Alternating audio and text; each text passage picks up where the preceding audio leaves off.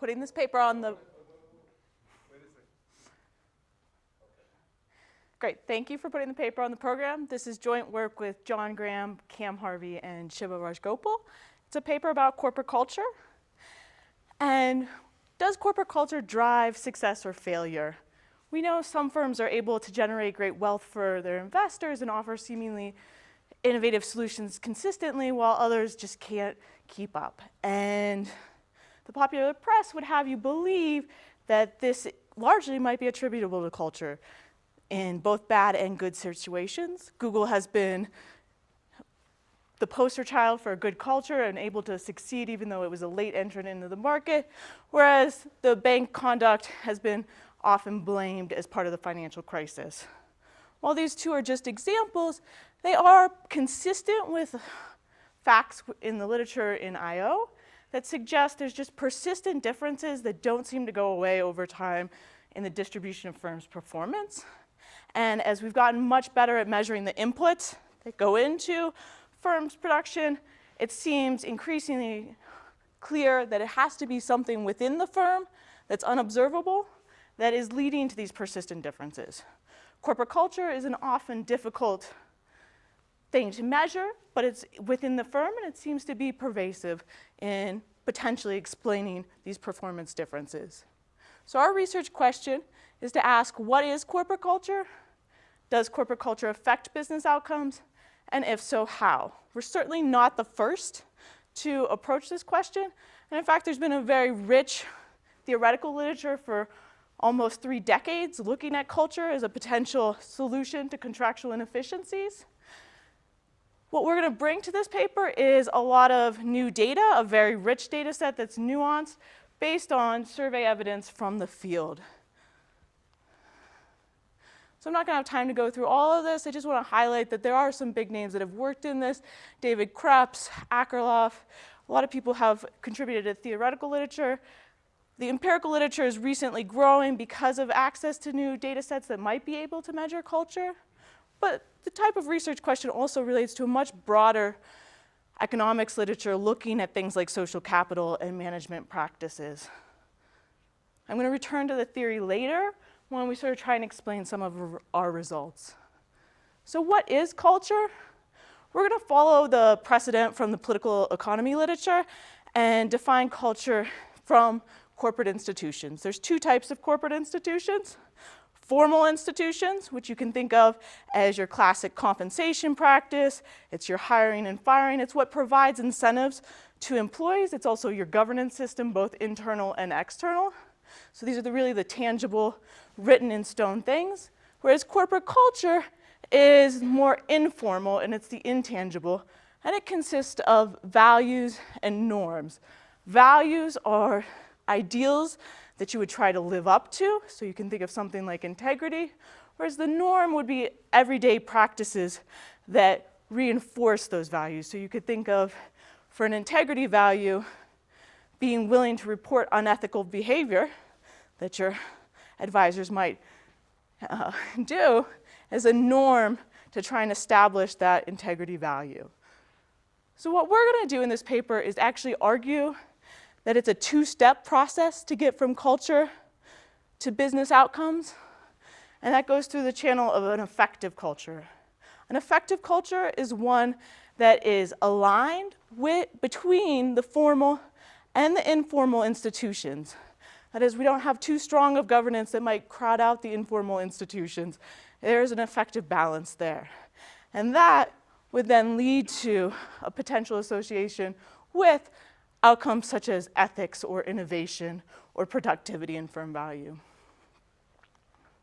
So what do? We conduct a survey primarily of CEOs and CFOs. We had 1,900 respondents. The people who were surveyed were the Duke CFO survey that goes out quarterly, plus we have 1 co-author at Columbia, so it's all of Columbia's alumni list. The interviewed firms, we also conducted about 25 interviews to sort of give us greater insight into this. Each of the interviews ranged from 45 to 90 minutes. And they showed us they were mostly large firms within the US economy. What I'm going to do in this paper is go through the descriptive statistics I can't go through the whole survey. It actually takes about 20 minutes to complete. By walking through some of the descriptive statistics, it should give you a flavor for what we're asking. And then I'm going to try and get into a more rigorous analysis that tries to say, what is the more formal association between culture and business outcomes? And that's where we're going to find support for a two-step link. That is, in the first step, for culture to be effective, cultural values need to be aligned with cultural norms, and they have to be reinforced by formal institutions. And then in the second step, it's really this effective culture that impacts business outcomes.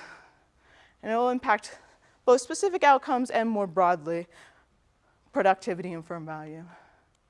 So to get a sense of who are these firms in our sample, we started with 1900. We reduced to only the US to try and mitigate any concerns about national culture playing a role. We then reduced further. They had to answer our open-ended questions. We put open-ended questions on the survey to not impose our prior definition of culture. So the first question on the survey is, what is corporate culture?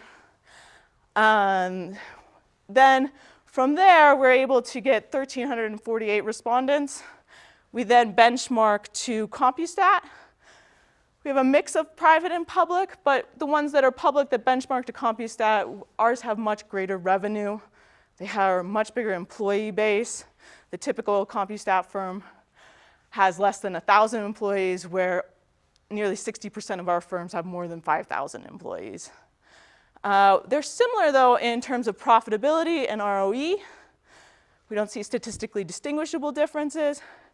And the CEOs are also similar in that the modal CEO is 55 years old. He's been on his job for less than 4 years, has a small inside ownership stake in the firm. Okay? So we just wanted to start out by knowing, does culture matter? You know, does it affect firm value? We try to ask this question in a variety of ways to get at it. We found how important. Well, 91% of our respondents believe culture is important or very important at their firm. So that's a big number. Top value creator, we asked a question where would you put culture in the top 3, the top 5, top 10, not even on the list. 79% said culture was at least a top 5 value creator for their firm. 54% said top 3. I'm going to revisit this question later. And then next we asked them if they thought improving culture would increase firm value. 92% of them thought that improving their firm's culture would increase their firm value.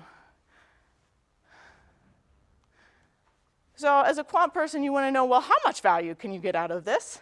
And one question that seemed to really resonate with our interviewees was a question about M&A. And we asked them, you know, how much would you want to pay, or would you require a discount when an acquisition target has a misaligned culture? 90% required a discount. And what I thought was most striking was to go all the way over to the last one. 54% said they wouldn't even make an offer on a firm with a misaligned culture. Another 33% wanted a very significant discount of 10 to 30%. That's a big amount that you would think is the value of culture. So next I'm going to sort of talk about what are some of the actions that culture might influence. We had a bunch of questions to try and understand how employees might be affected by culture. One of the first ones was investment risk. 70% of executives believe effective culture is an important reason their firm takes on an appropriate amount of investment risk. What was a little surprising to me is that most of them thought if they were not taking on the appropriate amount, their culture was making them too conservative, and that they were taking on too little risk. And it's actually even more true when I condition on financials. Short-termism, 41% said that they would pass up an MPV maximizing project to go for a project with short-term characteristics. So this is reminiscent of the myopia research my colleagues have done before. But what we found now is that 80% of those who go after a short-term project, say that it was their culture that led them to do this. And then finally, ethical choices. Sort of the classic question, 85% believe that an ineffective culture increases the chance that their employees might act unethically or even illegally. So having given you a flavor for the data, and we're going to try and start to move into the regression analysis. But what we want to first do is benchmark our results to some of the prior literature. The prior empirical work has mostly focused on values such as integrity or norms such as trust and how those might impact ethical outcomes. So we're going to use that as a starting base. And so what we do in this regression is we put in as our dependent variable what we think of as an important ethical outcome, compliance with your financial reporting. And then we put in all 7 values, where values are, again, those ideals that employees are striving to live up to. And we also put in a bunch of norms that we had asked them about in the survey. I've only put up the ones here to sort of highlight the prior literature, but everything's included. We also include a bunch of controls for firms based on their responses to variables like profitability, insider ownership, as well as noise controls. So things about what time of the day was the respondent answering these questions. Were they in a bad mood or a good mood? We're trying to get as much as we can out of that. And what we see, it's probably unsurprising to you, is that yes, integrity is highly correlated with ethical outcomes. And what we see more, though, is that a lot of social norms are popping out. And I think that within the literature, we haven't really focused on these cultural norms or these day-to-day practices. But being willing to report on ethical behavior or consistently following predictable actions seems to matter a lot for these values, for these outcomes. Okay, this was an ethics example. I want to show you that it holds if we did a totally different category. It doesn't have to just be ethics. If we look at innovation, we see a very similar pattern where cultural values such as adaptability, something that allows you to quickly change progress, is highly associated with creativity. But once again, we also see that social norms seem to pop out in the analysis. Hopefully this has given you confidence in our data that what we're measuring as norms and values really are associated with these business outcomes. In the next step, what we do then is ask more broadly, does culture link to business outcomes? And to do this, we aggregate our data. One benefit of aggregating data is that it helps combat multicollinearity, which can be a problem when you have a bunch of norms, a bunch of values, and a bunch of control variables. So what we've done now is take 7 different cultural values highlighted by the management literature, 10 different norms, aggregated them into one index measure. And then also we had a bunch of different business outcomes. We have again also aggregated there and said, what patterns can we see? And what we see here is that it's really about those social norms or cultural norms, those day-to-day practices that are producing business outcomes. And in particular, the cultural values should be complemented by reinforcing norms. Okay. This is a chart where we're going back to 84% of respondents indicated that their culture wasn't where they thought it should be. If I plotted this again, but I asked them a different question, how closely do you track your cultural values? It'd be a massive bar over here. They all think that they perfectly track their cultural values. So there seems to be some disconnect between the values and having a culture that is where it should be. And so this is what we're going to explore in our 2-step hypothesis. That is, we argue that for stated cultural values to really have a full impact on business outcomes, they have to be complemented by reinforcing norms and formal institutions. And so we're going to test this in 2 steps. First, we're going to show you that an effective culture is really what's associated with these business outcomes. I keep using the word effective. I had defined it before as the alignment. We actually do define it after a while on the survey for the CEOs. We say an effective culture is one that helps you to achieve your goals. Then what we're going to do is see what are the determinants of an effective culture. So just to remember what we were doing before, it's 2 steps. We're going to first start by looking at this step of how the formal institutions interact with the informal institutions, and then ultimately how do they go together to achieve business outcomes. So in step 1, where our main variables are going to be business outcomes, and then how effective is your culture, where this is a question on a scale of 0 to 4, with 4 being the most effective culture. We find that, an effective culture ends up mattering a lot for all business outcomes, for ethics outcomes, for productivity, and firm value. So this goes back to the IO literature. How can we explain these persistent differences? Well, it seems that an effective culture might be able to explain this.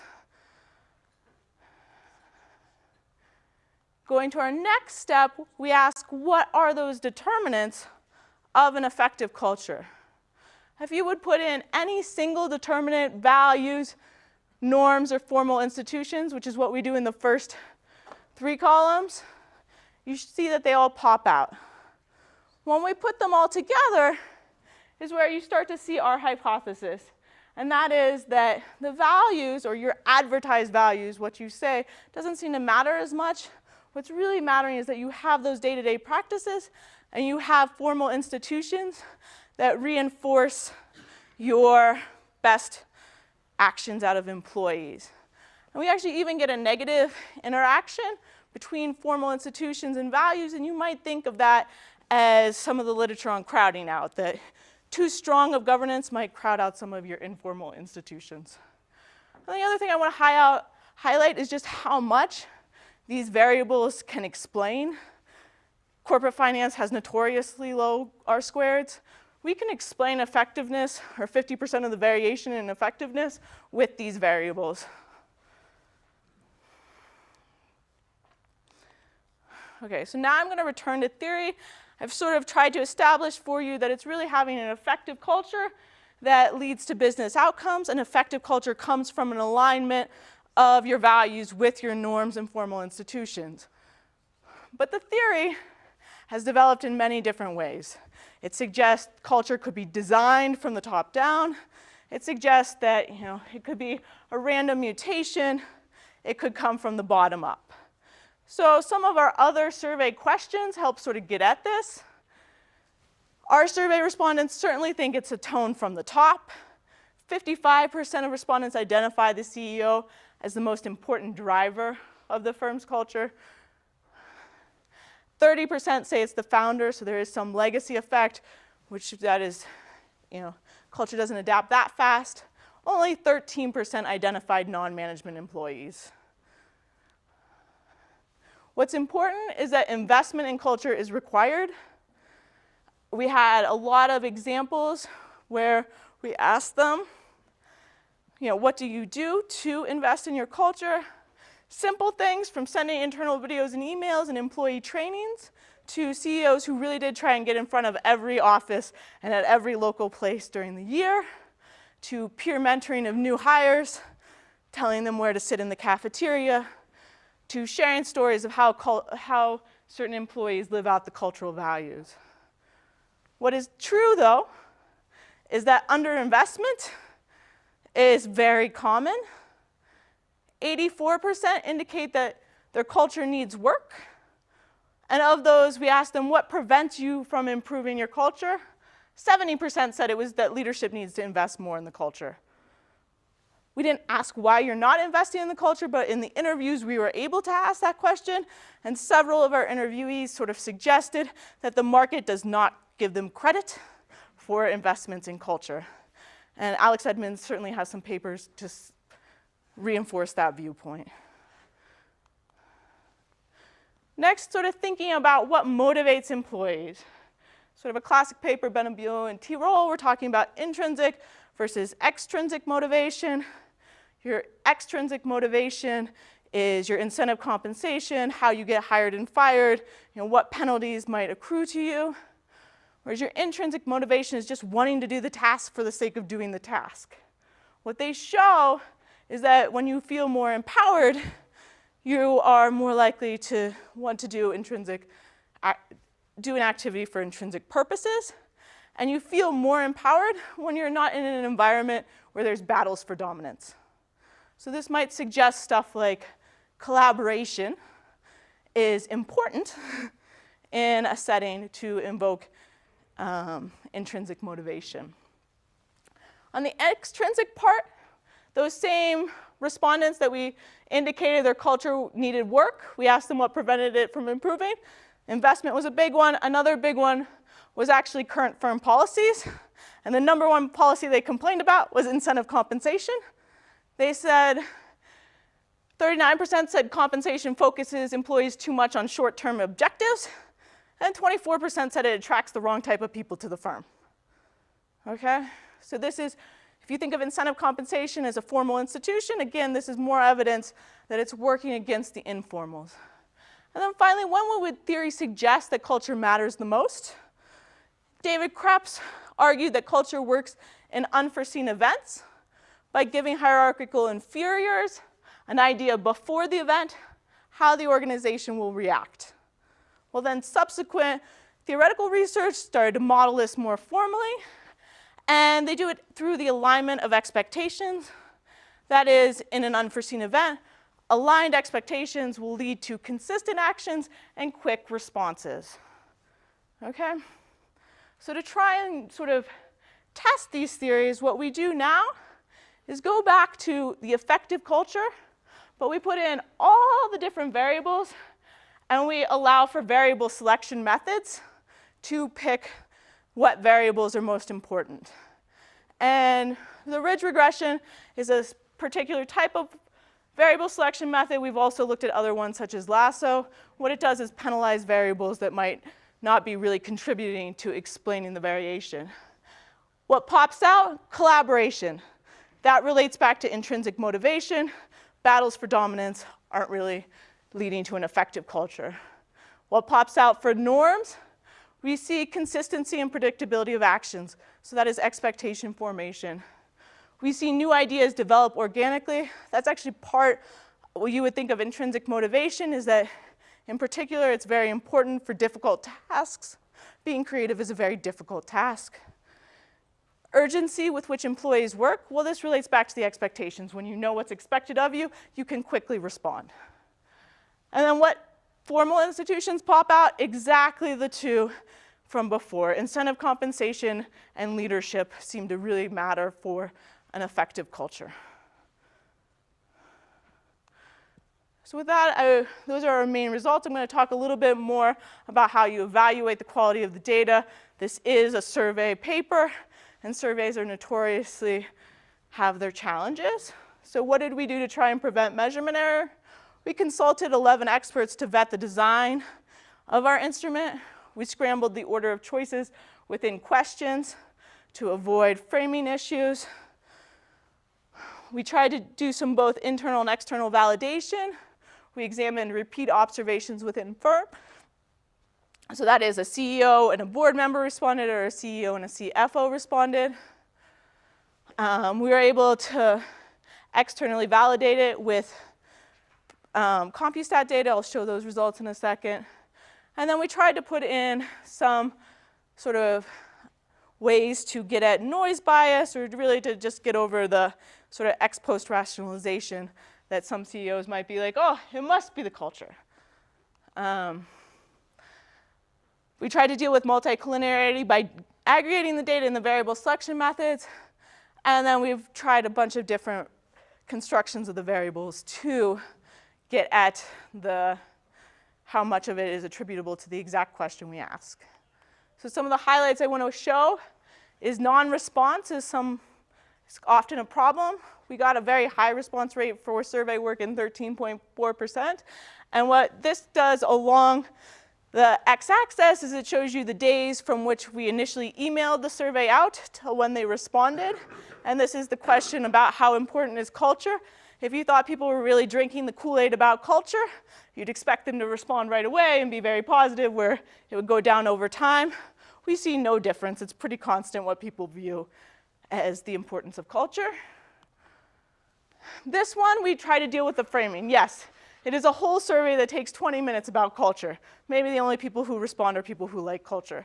So we put this on the third quarter Duke survey, where they were asking about Brexit, they were asking about the economy. It was just a one question, and we asked them, and we had these 10 different things. We asked them to order them as what was most valuable. And actually, we found they listed culture as the most valuable, or the top driver of value in this separate one-off survey. And that 47.9% is statistically indistinguishable from the 53% that we got before in our survey. So it suggests framing is not an issue. Finally, this is a much smaller sample size, but if our survey respondents, because you cannot ask them for their name to get through ethics, if you get all the way to the end of it, we could ask them for their email address. If they gave us their email address, through that, I could back out some of the CEOs. So I got 189 CEOs of public companies doing that. So then I was able to match it to CompuStat. And we see where when I look at Tobin's Q, or profitability, sort of the classic measures, you do see that the aggregate social norms are popping out again. So this suggests at least some form of external validity in our data.